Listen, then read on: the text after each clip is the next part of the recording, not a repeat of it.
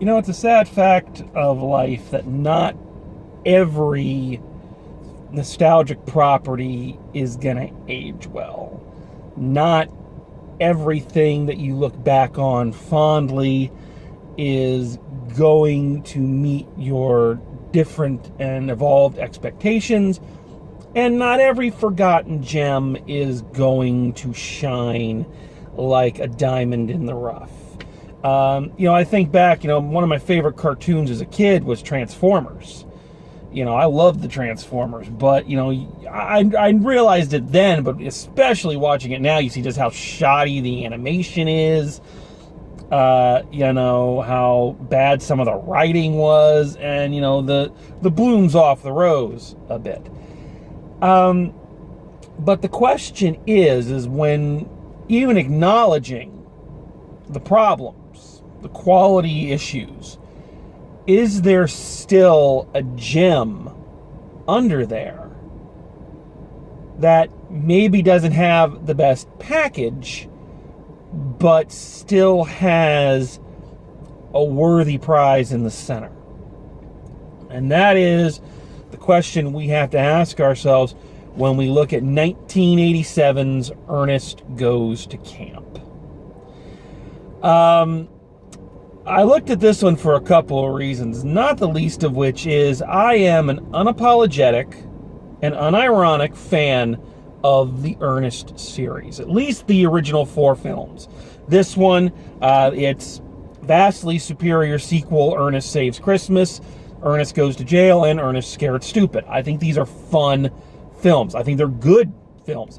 I don't understand why some properties are praised and others become the whipping boy. I have a fondness, not so much a fondness, but a sympathy for those films that the world has just decided are shit.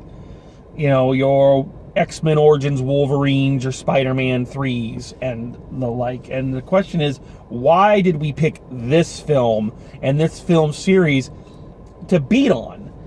And the Ernest series has been a whipping boy almost since it came out. I remember 80s sitcoms making jokes about it being a movie they'd put on airplanes to torture people. So I've always felt Ernest has gotten the short end of the stick, and by extension, the actor playing him, Jim Varney, has never really been recognized as the talent that he was. He was an incredibly talented guy. So, all that being said, and all that being the case, we must look at Ernest Goes to Camp and acknowledge that it, as a whole, does not hold up. I remember loving it as a kid. I watched it a lot when I was a kid, but unfortunately,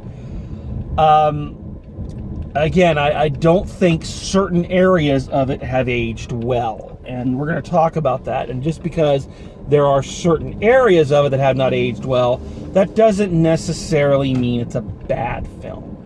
And we're going to talk about this here in a second. So we got to start off with some basics. So if you are not familiar with the Ernest films or the Ernest character, let's quick history lesson. So Ernest P. Worrell, as played by Jim Varney, started out as a spokesperson for a hardware store. And I can't remember which one. I think it was Home Depot, and I could be wrong about that. And his commercials were always this really annoying guy popping up to talk to the camera and call it Vern. Hey, Vern! We never see Vern. He's one of those great unseen characters. But he's this kind of guy that Ernest just kind of terrorizes, not out of spite, but just out of ignorance. So the Ernest character became so popular that they decided to spin him off into his own movie. And that movie did well enough that several others followed. And the first one is the one we're looking at today, Ernest Goes to Camp. In this story, Ernest works at a summer camp,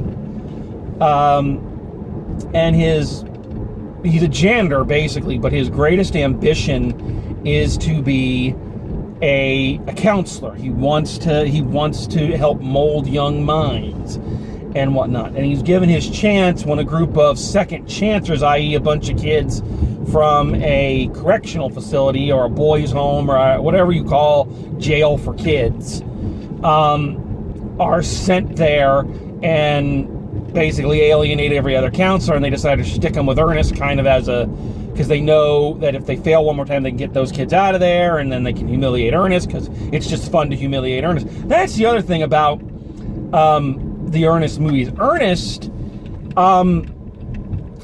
as a character is interesting.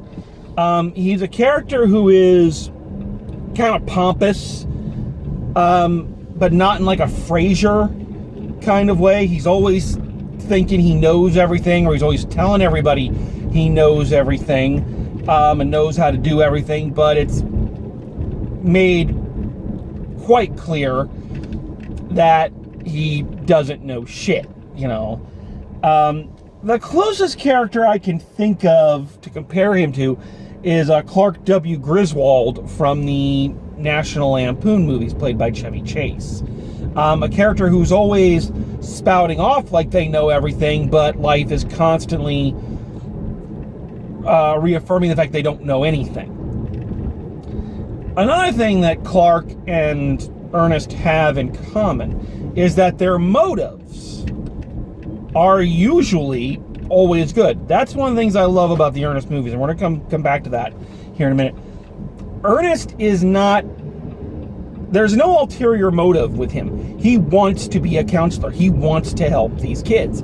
It's a sincere desire of his. He is not a cynical or mean-spirited or bad person. He is someone who wants to do the right thing and wants to do right by people, and he keeps either getting in his own way or people just kind of keep taking advantage of him because he is kind of a hopeless goof.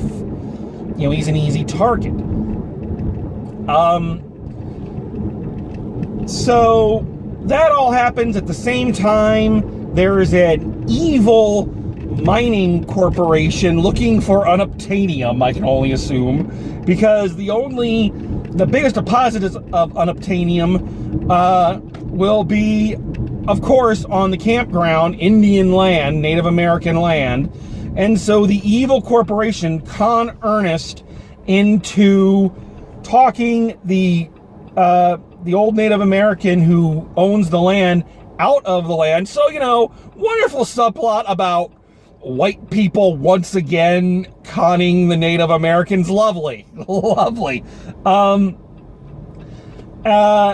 then they're going to shut down the camp, and then Ernest and the screw-up kids have to go and, have to go save the day, kind of. Because, again, it's the 80s. You've got to have an action-heavy end sequence for reasons. So a lot of this movie, I'm just going to be honest, guys, it doesn't work. It doesn't work anymore. It might have worked then. I remember thinking this movie was the bomb and it shows how old I am when I say the bomb, when I was a kid. But a lot of it does not hold up upon, future viewings. The way this summer camp is structured, first of all, one of the first things, and I've worked at a summer camp, all right, so I know, and there are certain things about the summer camp that they get right. The concept of using it or whatever you're teaching to help troubled kids, that's something that a lot of camps do, and it's a good program. Kind of the overall atmosphere feels very similar. But like one of the first things that happens is Ernest greets our two preppy bullies, because of course they're preppy bullies in this. He greets them, they're on the bus, and he puts his hands up and he's like, "Hey fellas, we're gonna have a great summer." And they're like, "Ha ha ha," and they shut the fucking window on Ernest's hands. It's like, fuck you, you little shits. First day you attack an employee, you're fucking gone.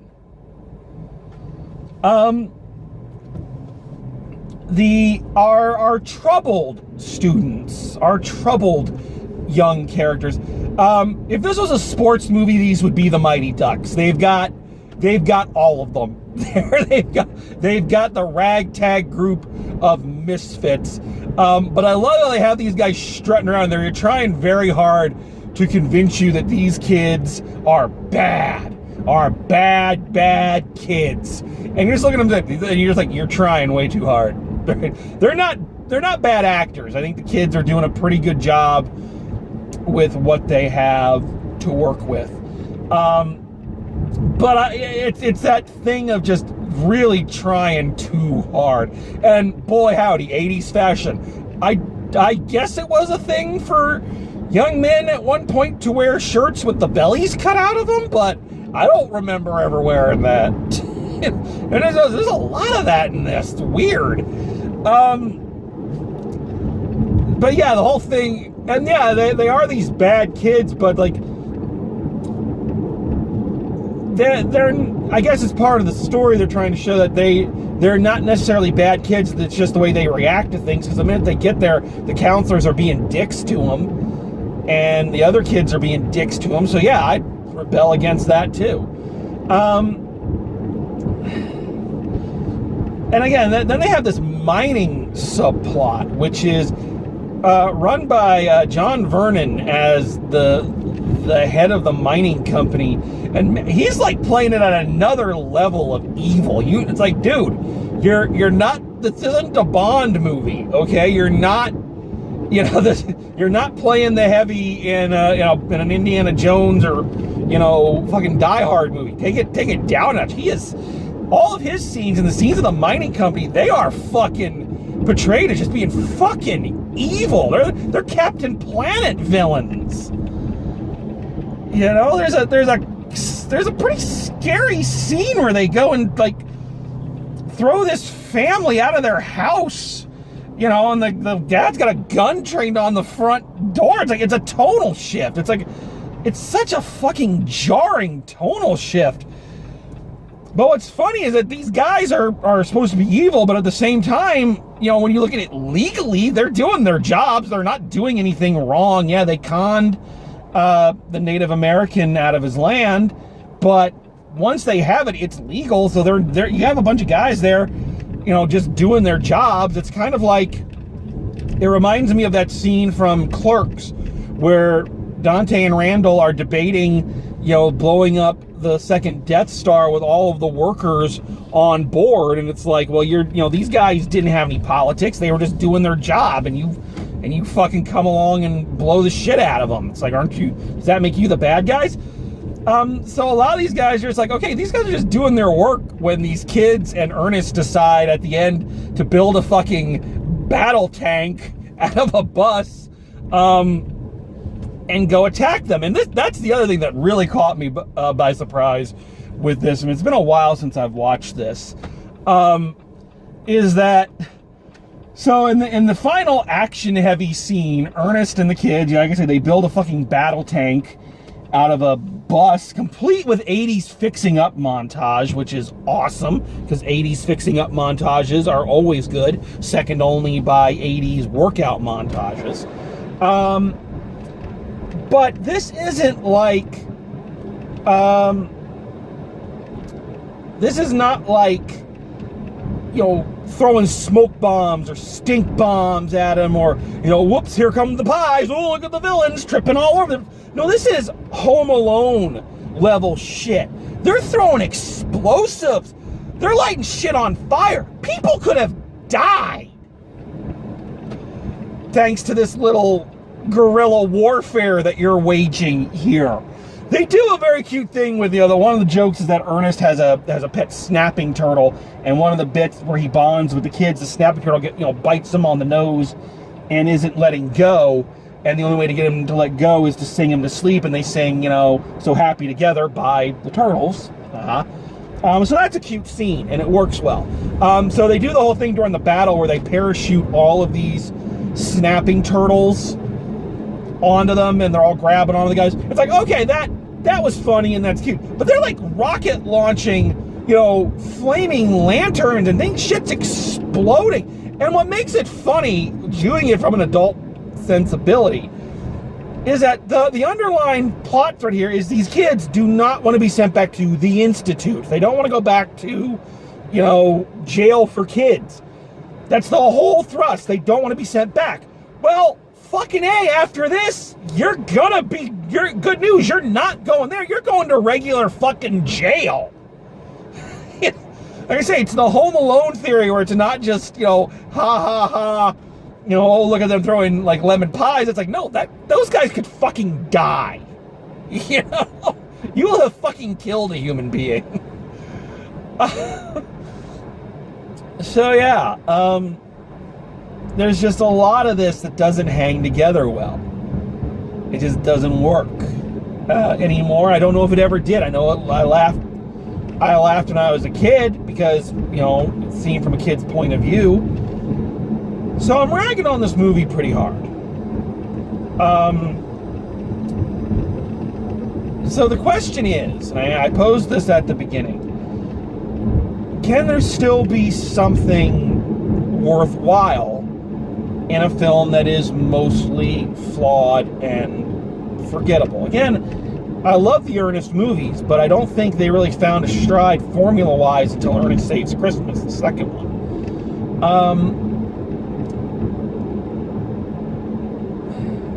And the answer I have for that is yes. One of the reasons I'm talking about this film, and one of the reasons I raise it up, and why I think it does qualify to be considered a forgotten gem, is because this is an excellent example of a movie wherein one scene, one moment, at least in my opinion, elevates the rest of the picture up. Alright, and this movie has a beautiful moment. And I think it's a moment that most people who see this movie, it's the moment that people remember the most. It's not Ernest pulling a face or any of the slapstick or any of that, but people tend to remember this moment. So as I said, Ernest, two things you got to understand about the Ernest character. Number one, I don't know if pompous is the right word. I keep saying pompous, but he's not. He's a bit of a braggart. He's full of hot air, and all of that. He's always talking himself up. So that's number one. You got to remember that about the character. The other thing you always have to remember is that it is always coming from a good place. He is not trying to con anybody. He is not trying to he's not trying to get away with something. He is genuinely a good person who's trying to do the right thing, and even through the braggadocious element of him, that the core is that he knows he's a screw-up. He's a Charlie Brown character in that he is a screw-up and he knows it. But he is trying his best to present a face that he's not a screw-up, that he can do better, even though all the evidence in the world is proving the contrary, okay? Those are the two things you got to understand about the Ernest character to make this scene work. So, after Ernest messes up and helps the evil mining corporation steal the land, he tries to go and fight the workers and gets the shit kicked out of him by former Raiders player Lyle Alonso, and he's getting patched up by the doctor, and he's starting to do this, the whole thing. But there were 4 or 5 of them beating me up, it was this whole thing. I'm glad you weren't there. It was no place for a lady. And he's doing all this, and then he does this. It's an amazing example of how good of an actor Jim Varney was. And he does all this, and he does, I had to. And in that instant, the braggadocious, the tall tales this character tells, they all break down.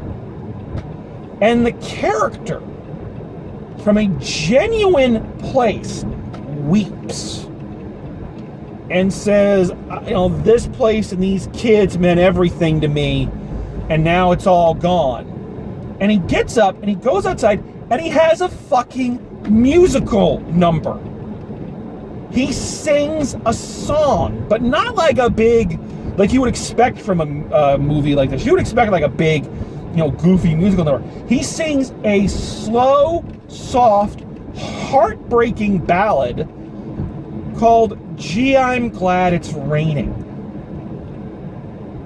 A song about someone who is just had all of the good things washed away, and what you have is a vulnerable, broken person who is letting the real him out,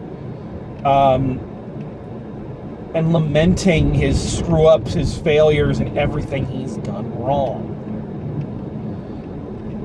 I mentioned that the closest thing to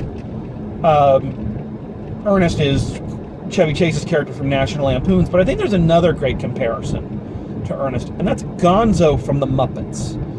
Gonzo, if you watch the original Muppet movie and the original Muppet show, Gonzo is always playing it up big. He loves being goofy, he loves being silly, he's eating rubber tires, he's playing bagpipes on telephone poles, he wants to go to Bombay, India to become a movie star, and that kind of thing.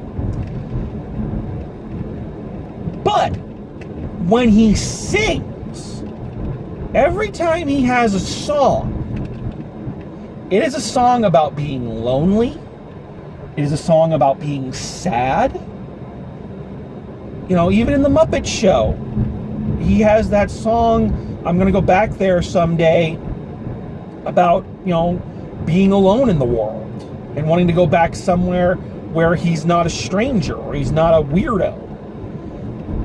And I think Ernest is very much in that mold, and it shows in this moment because, throughout the movie and throughout all of his movies, he's always this big, slapsticky, goofy character.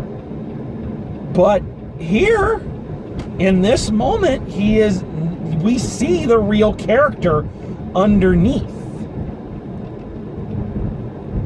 I have a really great friend, and we talk a lot, and one of the places we disagree is about comedy.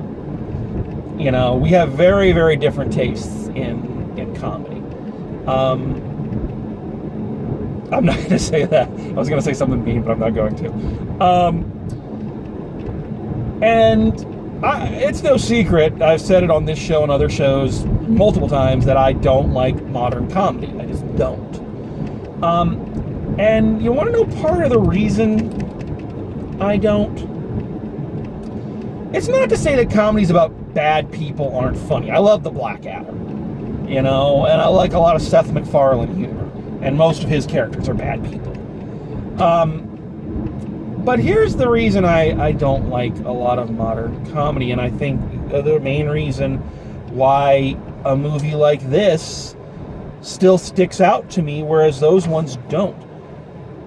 I personally cannot imagine a film starring a modern comedian, your Will Ferrells, your Adam Sandlers, your Tina Feys, your Seth Rogens, whatever.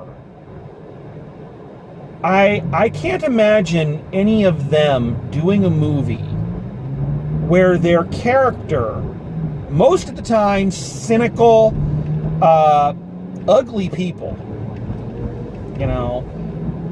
break down. And not just in an all is lost moment. All of those have the all is lost moment where, oh my God, who would have thought being an asshole would bring such horrible consequences, But I can't imagine a film where any of those characters would, break down to the extent that Ernest does in this movie and show the real wounded person underneath. it's a really, and I'm not trying to oversell it. I'm being honest. It is a beautiful moment, and I think it's a moment that makes the other Ernest movies happen, because I think that's why they did so many of these, and why Ernest was a pretty successful franchise in his day, is because he was an honest character, and you could sympathize with him, you could feel for him, despite the annoying things he did or whatever.